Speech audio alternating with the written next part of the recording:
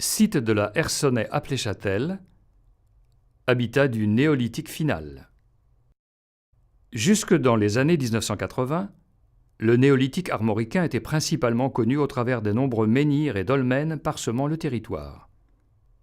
Avec la maîtrise de nouvelles méthodes d'investigation, les témoignages de la vie quotidienne à l'époque se dévoilent peu à peu.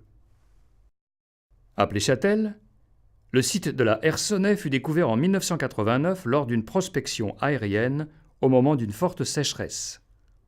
La végétation plus sombre révéla des excavations anciennes, préservant une plus forte humidité et favorisant la pousse végétale. Suite à cette découverte, une fouille extensive est menée de 1991 à 1999. La terre végétale enlevée, l'emplacement de 4 édifices est progressivement déterminé. Un relief régulier favorable à la construction de grands bâtiments, la proximité d'un petit cours d'eau, une colline servant de point de repère sont autant d'éléments naturels déterminants pour le choix du lieu par les bâtisseurs du néolithique. 2 phases d'occupation sont représentées chacune par 2 bâtiments contemporains. Seules les fondations creusées dans la roche sont conservées, sur près de 2 mètres pour les plus profondes. Les premiers bâtiments sont de dimensions hors du commun, avec respectivement 104 et 95 mètres de long pour 12 mètres de large. Le plus grand possède une aile latérale, sa surface habitable atteignant ainsi près de 1400 mètres carrés au sol. La charpente est étayée par des poteaux puissants disposés en série de 3 éléments, les tierces. Les parois latérales sont ensuite ancrées dans une tranchée continue, dessinant le plan rectangulaire très allongé du bâtiment.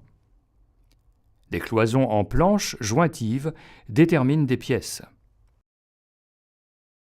En périphérie, une enceinte palissadée puissamment étayée protège une surface de 8000 m².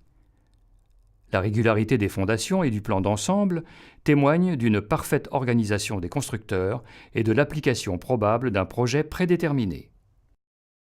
L'hypothèse d'une fonction domestique collective, du type maison-village, paraît la plus plausible, à l'image de certaines sociétés traditionnelles connues sous des latitudes très diverses.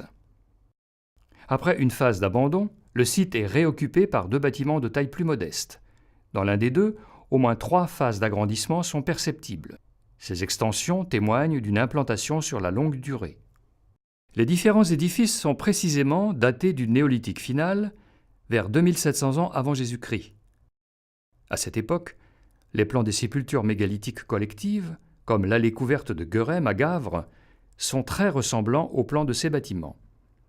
Cela met en lumière la conception globale du monde néolithique, réunissant le domaine des vivants et le monde des morts.